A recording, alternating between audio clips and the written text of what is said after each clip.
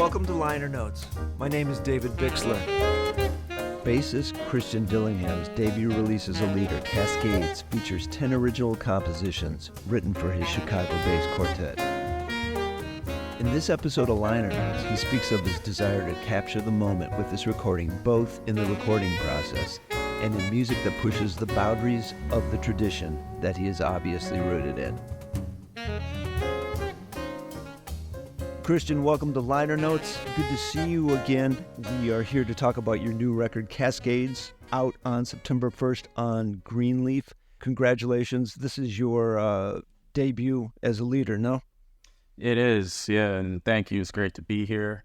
Yeah, this is my first album as a leader. It's been a long time coming, but I'm happy to finally put something out that's, mine.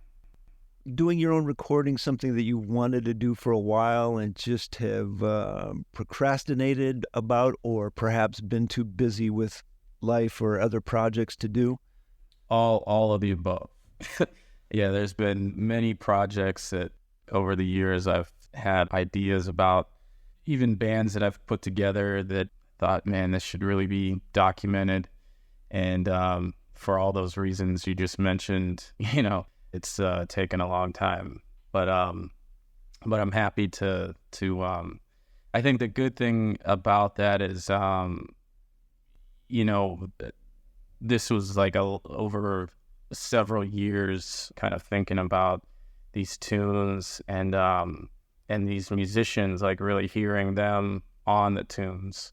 So I feel like it's, it all, we got there when we needed to. So that's great. With the music, I assume some of them are older that you've lived with for a while and have heard different musicians play them, different groups play them. Maybe speak about how you put this group together with Leonard Simpson saxophones, Dave Miller guitar, and Greg Artree on drums. Are all these cats Chicago-based musicians also like yourself? Yeah, they're all here in Chicago. And I certainly played a few of the tunes with other musicians. The majority of them, I would say, were, I hadn't played with other people. And so the more I kind of thought about it, they have such distinct voices on their instruments, each one of them. And in Chicago, there's a lot of great drummers, there's a lot of great saxophone players, and a lot of great guitar players. But the more I sat with the music, their voices really seemed like they would bring the tunes to life, and that's what happened. Was some of the music written specifically for this date? Yes, because I hadn't had everything finished. So for me, that's kind of the way it has to be. Like, there's got to be a deadline, for it to get done. And so I would say the majority of it was, almost everything was already ready to go. But a couple of them were, in the, few months leading up to the recording date. Now, is this a working band? Are you, post-COVID, are you guys hitting all the time and airing this stuff out on the stand? Yeah, that's something I've, as the release approaches, I've been trying to keep the band playing.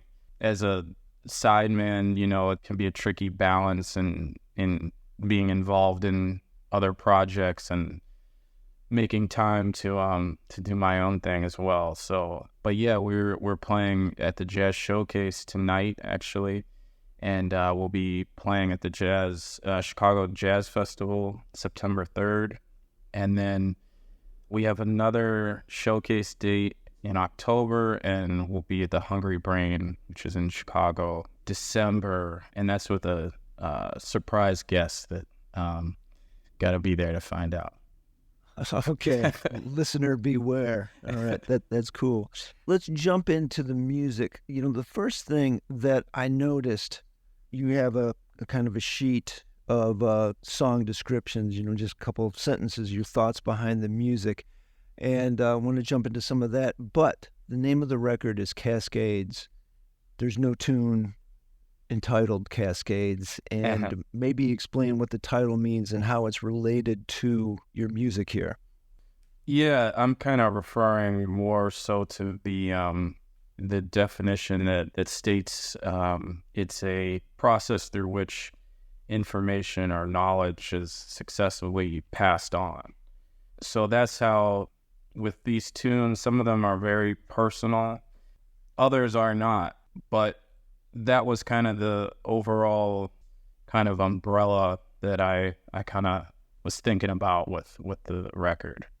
You know, I teach at Indiana University, and I drive by this sign like every week, and I have no idea what this place even is, but just kept seeing Cascades, and it just seemed to be, a literal sign. So I went with it. Okay. I read about some of the descriptions of songs, like for the Bottoms and Like No Other and Code Switch. You're dealing with race and being a musician and presenting yourself, just survival in the world that we live in. And some of them are a little more, how should I say, a little more innocuous is the word, like undulation, just appreciating the movement of water. When you are composing, are you thinking about, okay, the Bottoms, you grew up there, sounds like a very distinct neighborhood, and, you talk about your grandmother's church. Is this like a scene, a scenario that you want to pay homage to and you create music about it? Or is it the other way around, where you have this idea, you have this composition, and you say, okay, this is where this is coming from? How does it work for you? And obviously it could be different with, each tune, but is there kind of like a general path that you're following as a composer? For me, it could go either way. Sometimes, you kind of set out with something intentional, and other times I'll have an idea, and it kind of, as it develops, when I think about like maybe where that is coming from, a title could come out of that.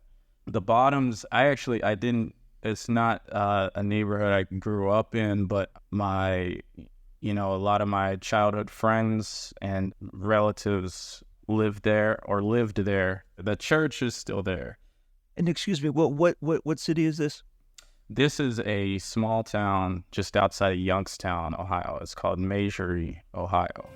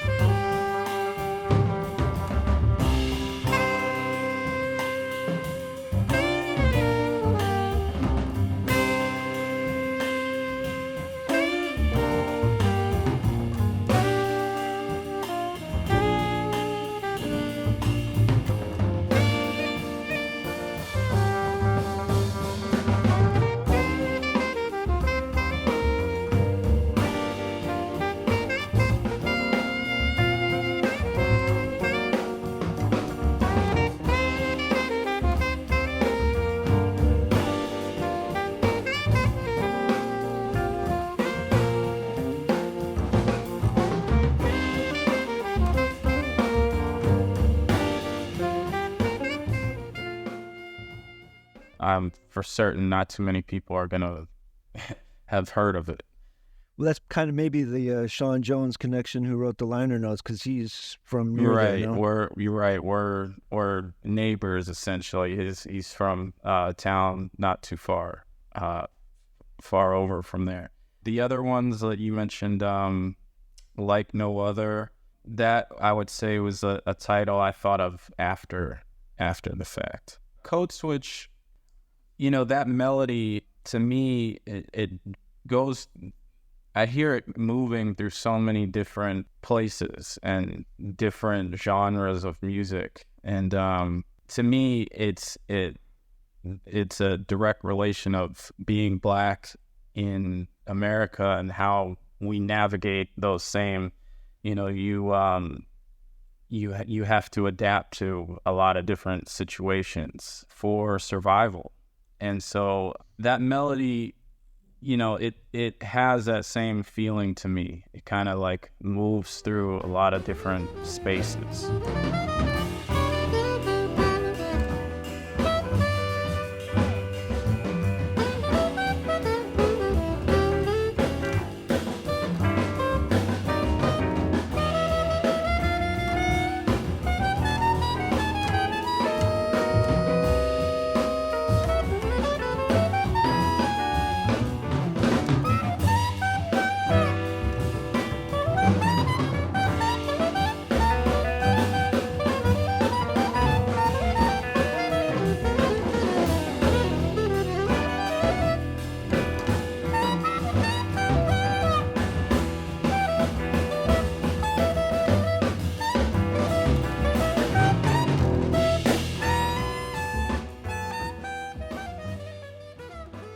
Now, is this something that you share with your audience that, that is important for you to convey to them the meaning behind this, or is the music enough? Like when you play at the Chicago Jazz Fest and you do Code Switch, are you saying, listen for this because this is important to me? I want you, jazz fan, to know what's going on here.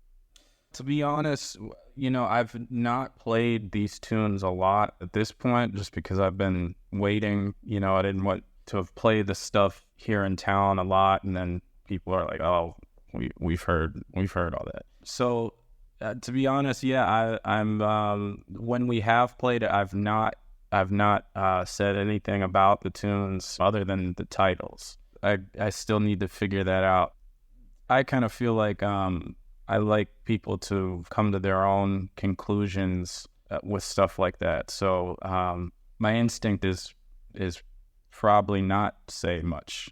One of the other things that I really appreciated about the recording and the musicians that you've assembled is, like, for example, Like No Other versus Lost in Desolation. You have a minor blues that is pretty, in the pocket, pretty tipping, and then Lost in Desolation, it has a free-ish, more, avant-garde vibe to it. And I especially like, there's times when, you're just walking and there's time going, and the guitar is, not your typical bebop or hard bop sound space. And I think that's really a cool vibe. And, I'm assuming that that's not directed. That's what you're going to get. And you just like count it off, and this is what's happening. Yeah, some of the tunes are more like sketches. Like there's, this is the concept, and but there's a lot of freedom for the musicians to be themselves in it, and that's really what I wanted, and why I wanted to record the music with them. There's definitely structure, and I was very clear about what the direction I wanted things to go, but the tunes really allow them to do what they want. And Dave, for sure, he has such a unique way. I say all the time that when I hear him play, I feel like I hear like the history of the guitar, through blues, and you hear Grant Green influences and all kinds of experimental sounds that he's able to really shape things in a way that sometimes, like, I thought maybe it would sound this way, but he can, he has that capability of taking it to another place. So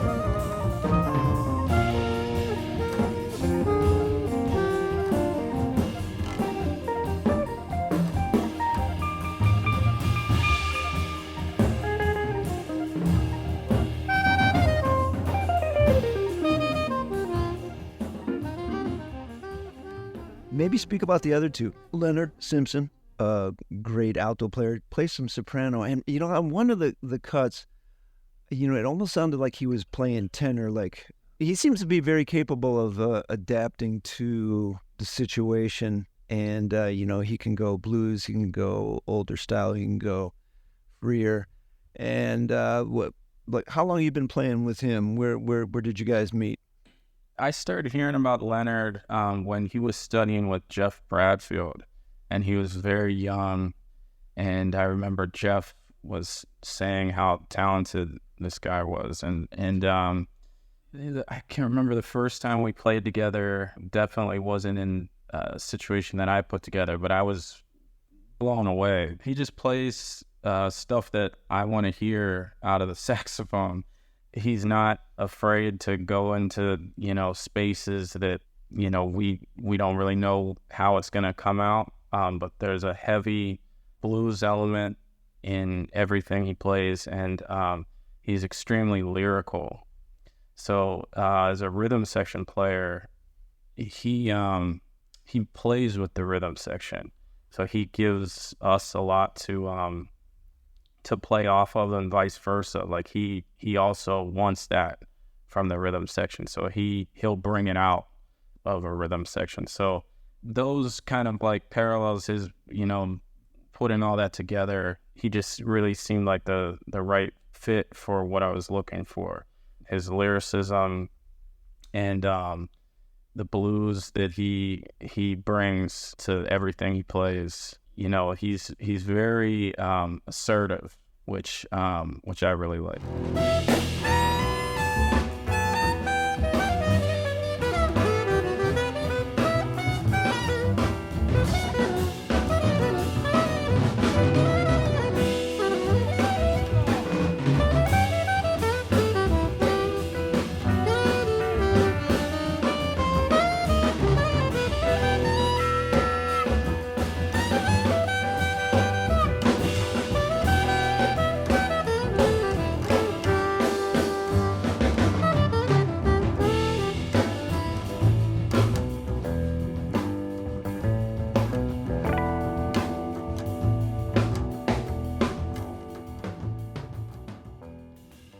Definitely.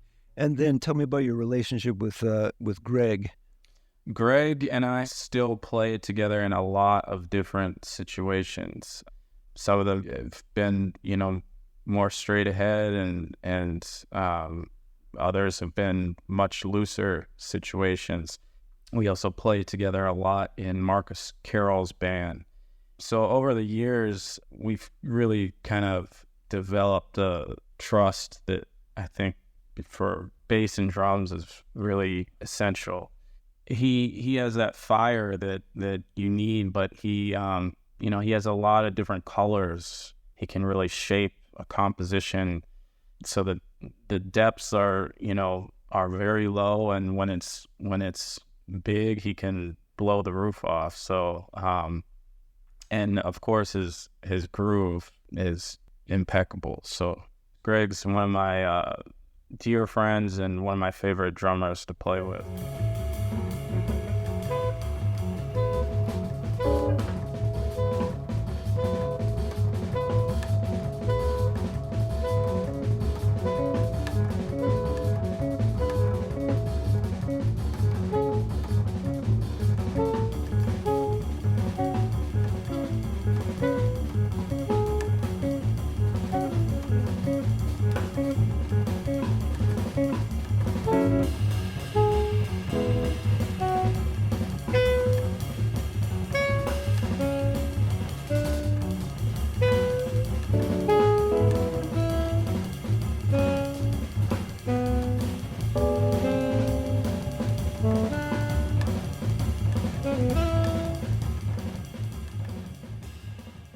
Understandable.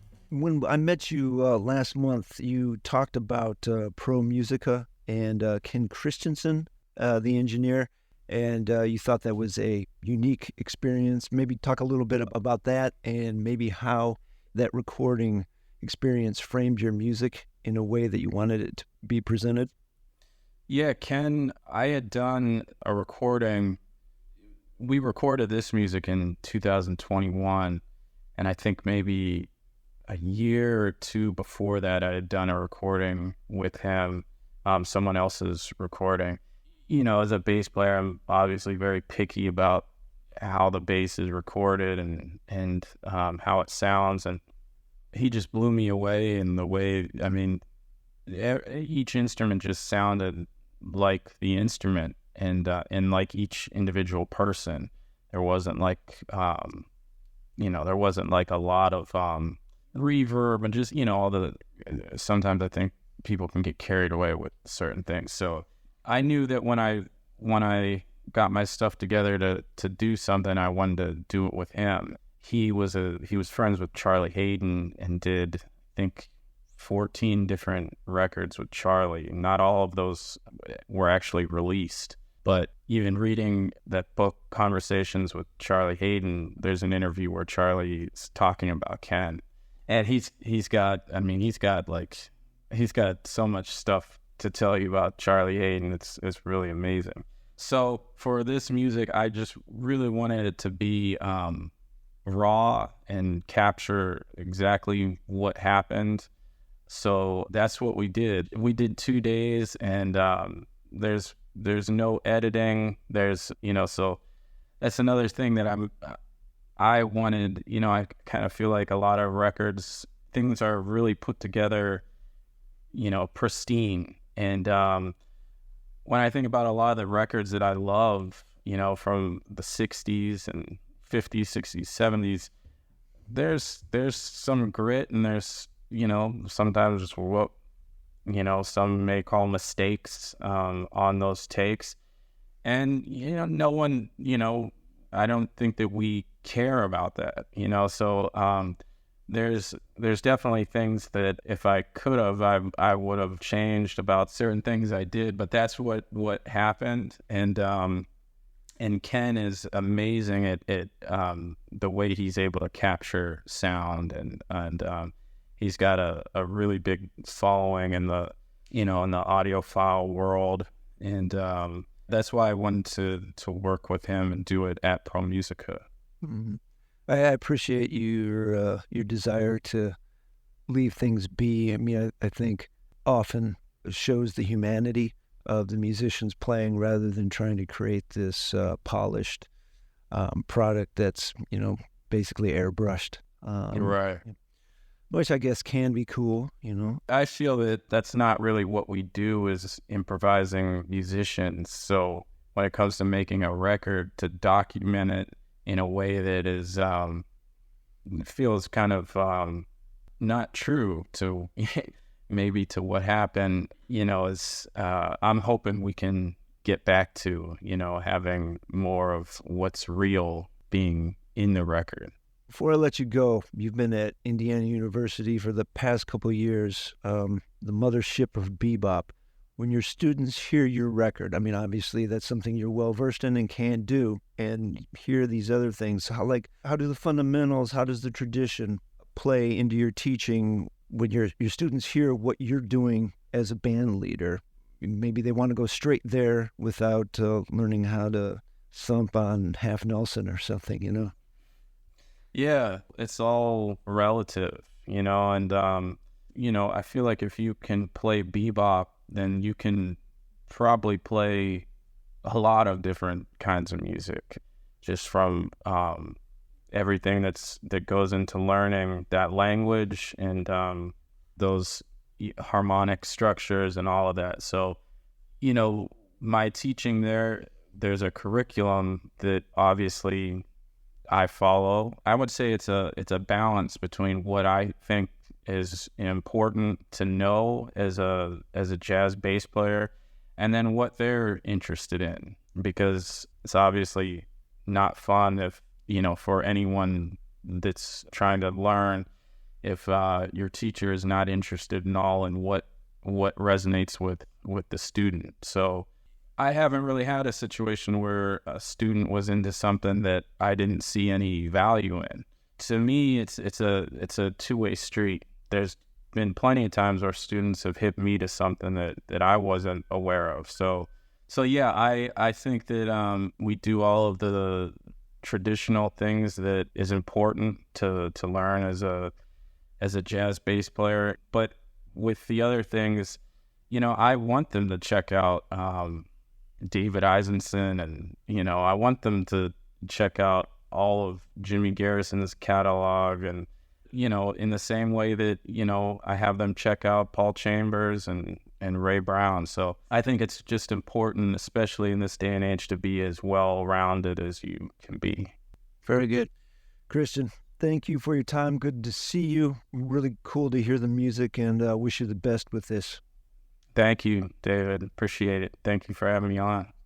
My pleasure. Liner Notes is grateful for the support of Van Doren Reeds and Mouthpieces. Be sure and check out the Van Doren Advisory Studio in New York City for all your sound sculpting needs. Liner Notes is grateful for the support of Arlen's Good Beer in Bowling Green, Ohio. Engineered by Marco Mendoza. Visit his website at engineeredbymarco.com. The theme music is No FOMO, Mofo by yours truly. Produced by David Bixler. Be sure and subscribe to Liner Notes wherever you find your podcasts. If you like what you hear, I ask that you consider supporting Liner Notes financially. You can do this by going to the Liner Notes tab at davidbixler.com. Thank you for your consideration.